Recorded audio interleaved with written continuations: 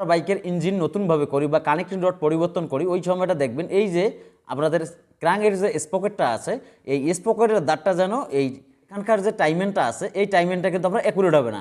আর accurate না হলেই বুঝতে পারছেন যে আপনার বাইকের পারফরমেন্স খারাপ হয়ে যাবে। আসসালামু আলাইকুম ভিউয়ার্স, বাইক ব্লগ এইসের পক্ষ থেকে সবাইকে জানানো হচ্ছে আন্তরিক শুভেচ্ছা ও অভিনন্দন। তো ভিউয়ার্স, আশা করি সবাই ভালো আছেন। আলহামদুলিল্লাহ আমিও ভালো আছি। তো চলে আসলাম আজকে আরেকটি ভিডিও নিয়ে। আজকের ভিডিওটি হলো আপনার নতুন রিং পিস্টনের কাজ করানোর পরও আপনার বাইকের সাউন্ড ভালো হচ্ছে না। দ্বিতীয় নম্বর বিষয়, আপনার ইঞ্জিনের শক্তি পাচ্ছেন না। এখানে বিষয়টা হলো যেটা, তিনটি ভুলের কারণে এই সমস্যাগুলো হয়ে থাকে।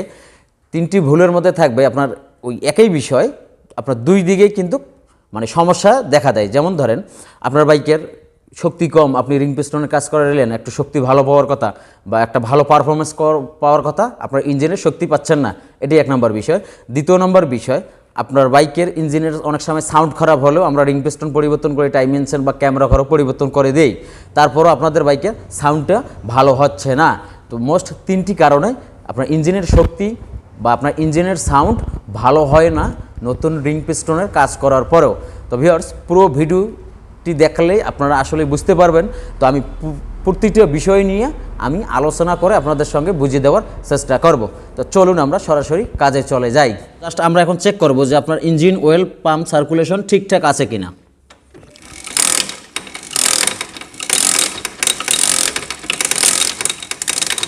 তো ভিউয়ার্স, আশা করি বুঝতে পারছেন যে আমাদের এখানে ইঞ্জিন অয়েলটা চলে আছে। তো এখানে এক নম্বর বিষয়টার মধ্যে হলো, আমরা যখন বাইকের নতুন রিং পিস্টন সেটিং করি বা ইনস্টল করি বা লেদের রিপেয়ার করে লাগাই, ওই সময়টা একটা বিষয় মাথা রাখতে হবে যে বাইকের ইঞ্জিনের কন্ডিশনটা কীরকম আছে। ধরেন এই বাইকটা আপনার ৭০ থেকে ৮০,০০০ কিলোমিটার চলছে। তো এখানে দেখা গেল যে দুইবার বা অনেক সময় কাজের ভুলের কারণে তিনবার বা কিছু বাইকের একবারে রিং পিস্টন পরিবর্তন করা লাগে ৭০ থেকে ৮০,০০০ কিলোমিটারের মধ্যে। তো আমাদের যে বিষয়টা মাথায় রাখতে হবে যে আমাদের রিং পিস্টনটা নষ্ট হয়ে গেছে, আমরা পরিবর্তন করলাম, বাট এখানে বিষয়টা হলো যেটা, আমাদের যে কানেক্টিং রডটা, এই কানেক্টিং রডের অবস্থা কী আছে, এই বিষয়টা কিন্তু মাথায় রাখতে হবে। যেমন ধরেন এই বাইকটি ৭০,০০০ কিলোমিটার চলছে, এই যে আপনারা ক্যামেরায় আসলে বুঝতে পারতেছেন কিনা জানি না, আপনার কানেক্টিংয়ের যে সাইডটা আছে এই সাইডটা কিন্তু অনেক ক্ষয় হয়ে গিয়েছে। আপনার এই দিক থেকে উপর আর নিচ আপনার গসতেছে না, বাট আপনার এই সাইডটা কিন্তু গসতেছে। তো এই সাইডটা যদি আমাদের গজে, সেক্ষেত্রে আমাদেরকে পিস্টনটা যখন আমরা বোরিং করে লাগাবো, বোরিংটা আপনাদেরকে একটু ইজি করতে হবে। ইজি করতে হবে এই কারণ আমাদের কানেক্টিং রডের কিন্তু পারফরমেন্সটা ততটা ভালো নেই, এই জন্যই কিন্তু আমাদের ইঞ্জিনের সাউন্ডটা ভালো হবে না। তো যদি আমরা পিস্টনটা একটু টাইট করে দেই, সেক্ষেত্রে যেটা হবে যে আপনি বাইক যখন 40 থেকে 60-এর মধ্যে চালাবেন, ইঞ্জিন থেকে কোনো কিছু ঘষা যাচ্ছে বা কোনো কিছু ভেঙে যাচ্ছে, এইরকম একটা সাউন্ড আসবে। তারপরে আপনার দেখা গেল 40-এর নিচে বা 60-এ কিন্তু এই সাউন্ডটা আপনারা পাবেন না। যদিও এই সময়টায় কিন্তু আপনার অনেক সময় কানেক্টিং রডটা বেশি পরিমাণে দুর্বল হয়ে যায় আপনার পিস্টনটা টাইট থাকলে। আর যদি আমরা একটু ফ্রি করে রাখি, সেক্ষেত্রে আপনার কানেক্টিংয়ের সাউন্ডটাও কমে আসবে, আপনার ইঞ্জিনের সাউন্ডটাও খুব ভালো হবে। আশা করি এই বিষয়টা আপনারা ক্লিয়ার। তো অবশ্যই কানেক্টিং রডের উপর নির্ভর করে আমাদের কিন্তু পিস্টনটা বোরিং করতে হবে। এটি হলো আমাদের 1 নম্বর টিপস। আর 1 নম্বর টিপসের মধ্যে আরেকটা বিষয় না বললে নেয় যে আপনার যদি পিস্টন একটু বেশি পরিমাণে বা হালকা একটু বেশি পরিমাণে টাইট করে দেই, সেটা দেখা গেল কানেক্টিং রড ভালো থাকলে আমরা করে দিতে পারি, বাট এই দুর্বল অবস্থায় যদি আমরা পিস্টনটা টাইট করে দিই, সেক্ষেত্রে কিন্তু আপনার ইঞ্জিনের শক্তিটারও কিন্তু অপচয় হতে পারে। তো আশা করি 1 নম্বর বিষয়টা আপনারা ক্লিয়ার। তো ভিউয়ার্স, দ্বিতীয় নম্বর বিষয়ের মধ্যে আমাদের দুইটা বিষয় চেক রাখতে হবে। কারণ এখানে হিরো হোন্ডা যদি বাইক হয়ে থাকে, সেক্ষেত্রে দেখবেন আপনার সিলিন্ডারের গোড়ার যে গ্যাস কিটটা আমরা ক্রয় করে থাকি, এই গ্যাস কিটটা আমাদের থাকে মোটা গ্যাস কিট, বাট চায়না বাইকের ক্ষেত্রে এই গ্যাস কিটটা থাকে বা দিতে হবে আমাদের সেকেন্ড গ্যাস কিট। তো এখানে বিষয়টা হলো যেটা, আমরা যদি মোটা গ্যাস কিট দিই, সেক্ষেত্রে আপনার টাইমেনশনটা একটু পরিমাণে বেশি টাইট হয়ে যাবে, সাউন্ড খারাপ হয়ে যাবে।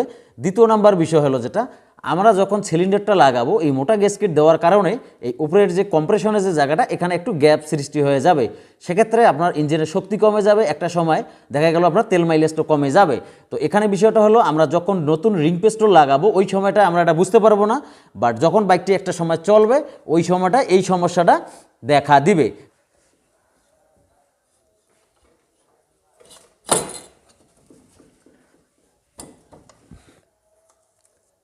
তো এই নাটটা আমরা যখন লাগাবো, জাস্ট হালকা করে একটু ভিড়াই দেবো, এটা ফাইনাল টাইট দেবো না। যখন আমরা হেড কমপ্লিট লাগাবো, টপ কভারে নাট সাইডে টাইট দিব ওই সময়টা তারপরে আমরা এই কাজটা করব। তো এখন আমরা দেখব যে সিলিন্ডারটা বা পিস্টনটা ইজি আছে কিনা। তো আমরা ম্যাগনেটটা লাগিয়ে দিলাম, এই যে দেখেন, এই যে আপনারা দেখতে পাচ্ছেন যে একদম ইজি আছে, এখানে কিন্তু একদম পানির মতো ইজি আছে। তো এখানে যদি জাম থাকে তাহলে আপনার সাউন্ড আসবে আর ইঞ্জিনটা অতিরিক্ত পরিমাণের হিট হবে। সিলিন্ডার বোর্ডিংয়ের যে বিষয়টা এটা আপনারা ক্লিয়ার। এখানে দ্বিতীয় নম্বরের মধ্যে আমি টাইমেনশনের বিষয়টা আপনাদেরকে বলে দিই। তো আপনারা অবশ্যই সবাই জানেন যে নতুন বাইকের সাউন্ড থাকে আপনার ঝিরঝিরি সাউন্ড থাকে না, শিনশিনি সাউন্ড থাকে না, আপনার একদম মিষ্টি সাউন্ড থাকে। তো এখানে বিষয়টা হলো যেটা আমরা যখন নতুন টাইমেনশন লাগাবো তো অবশ্যই এই আর টেনশন রাবার আর আরসিসি যে রাবারটা আছে এই রাবারটা আমরা নতুন লাগাবো, কারণ এটা যদি হার্ড হয়ে যায় তাহলে আপনার শিনশিন সাউন্ড আসে। আরেকটি বিষয়, আমরা এই পুশ রডের যে স্প্রিংটা ইউজ করি অনেক সময় আমরা মোটা স্প্রিং ইউজ করি। মোটা স্প্রিং লাগালে আপনার বাইকের সাউন্ড ভালো থাকবে না, ইঞ্জিন অতিরিক্ত হিট হবে এবং ইঞ্জিনের শক্তি কমে যাবে। কারণ নতুন আমরা যখন রিং পিস্টন লাগাবো ইঞ্জিনটা একটু পরিমাণে হিট হবে। তার অপরন্ত যদি আমরা টাইমেনশনটা বেশি পরিমাণে টাইট দিয়ে দেই হার্ড স্প্রিং দিয়ে, সেক্ষেত্রে কিন্তু আপনার ইঞ্জিনটা একটু অতিরিক্ত হিট হবে। তো আমাদের অরিজিনাল স্প্রিংটা থাকে এরকম একদম পাতলা স্প্রিং, একদম সফট স্প্রিং।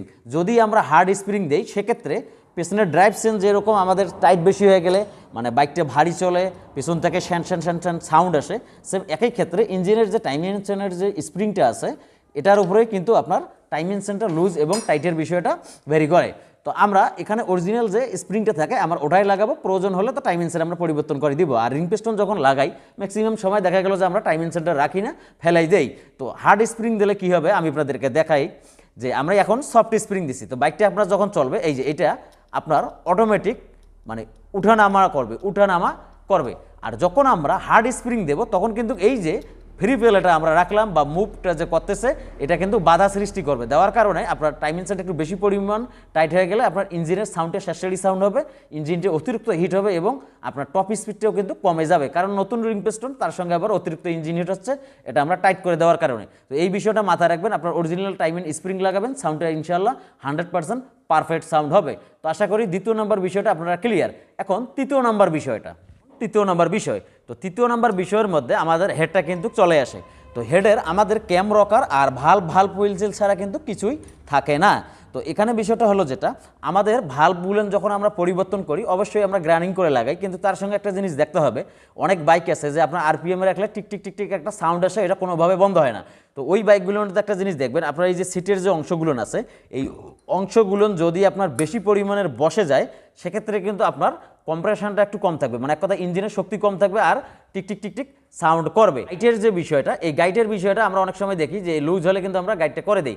গাইডটা যদি আপনার লুজ হয়ে যায় বাইকটা যখন আপনি চালাবেন 60-65-র মধ্যে দেখবেন যে একটা ঝেরঝেরি সাউন্ড আসে আর তার সঙ্গে সঙ্গে আপনার কিন্তু শক্তিটা কমে যাবে। তো এই ভাল্বের বিষয়টা অবশ্যই মাথায় রাখবেন বা সিট গাইডের যে বিষয়টা। তারপরে যে বিষয়টা আমাদের ক্যাম রকার, তো ক্যাম রকার আমরা পরিবর্তন করি মূলত আপনার দুইটি কারণে। দেখা গেল যে আপনার টপ স্পিড কমে গেলে বা আপনার ইঞ্জিনের শক্তি কমে গেলে। তো এখানে ক্যামের যে বিষয়টা আপনার এই যে বিডের যে অংশটা দেখতেছেন এই অংশটা যদি আপনার ক্ষয় হয়ে যায় সেক্ষেত্রে আপনার ইঞ্জিনের শক্তি কমে যাবে, সাউন্ড খারাপ হবে। এই সাউন্ডটা খারাপ হবে কীরকম, আপনার বাইকটা যখন 40-50-এ চলবে বা তার উদ্দেশ্যে চলবে একটা ঝেরঝেরি সাউন্ড আসবে। আর ক্যামের যদি এই যে নিউট্রাল বা ফেসের যে অংশটা আছে এই অংশটা যদি আপনাদের ক্ষয় হয়ে যায় সেক্ষেত্রে আপনার আরপিএম থেকে শুরু করি সব সময় ইঞ্জিনের ব্যাড নয়েজ আসবে। তো আমরা ক্যাম রকারটা আগেরটায় লাগাই দিচ্ছি, মোটামুটি ভালো আছে। আর এই জায়গাগুলো একটু যেহেতু এটা কম্প্রেশনের জায়গা বা এটা যখন রকারামটা যখন এখানে এসে ভাল্বটাকে বসাই দেয়, স্প্রিংটাকে দাবাই দেয়, তো এখানে হালকা পরিমাণের একটু দাগ হতেই পারে, এটা আসলে কোনো সমস্যার মধ্যে পড়ে না। তো এই জায়গাটা যেহেতু আমাদের ফ্রেশ আছে সেক্ষেত্রে আমরা ক্যামটা লাগাই দিলাম। আর রকারামের ক্ষেত্রে এই যে এই বাইকগুলো আপনার কিন্তু এই মাঝখানে কিন্তু হালকা একটু বিট দেখা যায় বা দাগ দেখা যায়, এটা যাবেই। আর যেগুলোর তো রকারামে আপনার বল আছে এই বলগুলো তো আমরা দেখলেই বুঝতে পারি যে বলগুলো আপনার কী পজিশনে আছে। যদি বেশি পরিমাণের লুজ হয়ে যায় সেক্ষেত্রে আমাদের বলগুলো পরিবর্তন করে দিতে হবে, তাহলে আপনাদের বাইকের সাউন্ডটা ভালো থাকবে। এটাতে আপনাদের সাউন্ডের কোনো সমস্যা হবে না। আশা করি আপনারা ইঞ্জিনের যে কন্ডিশন বা আমি যে কাজগুলো করলাম আলহামদুলিল্লাহ বাইকটা স্টার্ট দেওয়ার পরে আশা করি যে নতুন বাইকের মতো সাউন্ড বা একটা পারফরমেন্স পাওয়া সম্ভব। তো ভিউয়ার্স এখন আমরা হেডটা সেট করে দিই। তো ভিউয়ার্স আমরা হেডের এই 4টে নাটাকে টাইট দেব, তারপরে শেষে আমরা এই সিলিন্ডারের যে হেডে এবং সিলিন্ডারের যে নাট 10 নম্বর নাটটা আছে তারপরে টাইট দেব।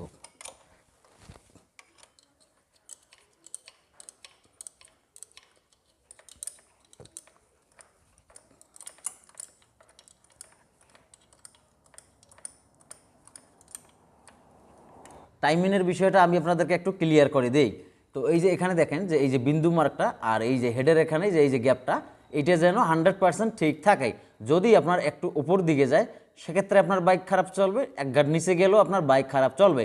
তো এখানে 100% অ্যাকুরেট না হওয়ার আরেকটি মোস্ট কারণ হলো, যখন আমরা বাইকের ইঞ্জিন নতুনভাবে করি বা কানেক্টিং রড পরিবর্তন করি, ওই সময়টা দেখবেন এই যে আপনাদের ক্রাঙ্কের যে স্পকেটটা আছে, এই স্পকেটের দাঁতটা যেন এই আপনার ম্যাগনেটের চাবির সঙ্গে যেন মিল থাকে। যদি আপনার একটু এদিকে কম বেশি হয়ে যায় তাহলে আপনার এখানকার যে টাইমিংটা আছে এই টাইমিংটা কিন্তু আপনার অ্যাকুরেট হবে না।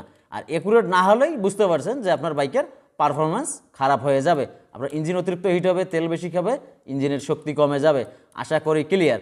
তো আমরা ম্যাগনেট কভারটা লাগিয়ে আবারও আপনাদেরকে টাইমিংটা অ্যাকুরেট দেখাচ্ছেই। ভিউয়ার্স, ওই যে ওই দেখা যাচ্ছে আপনার টি মার্কটা, আর এখানকার এই যে টিক মার্কের যে বিষয়টা, এটা আপনার 100% অ্যাকুরেট থাকবে। আপনার এই যে গ্যাসকিটটা এখানে লাগানো আছে এইটার সঙ্গে এটার মিল থাকবে। বিসমিল্লাহির রহমানির রহিম।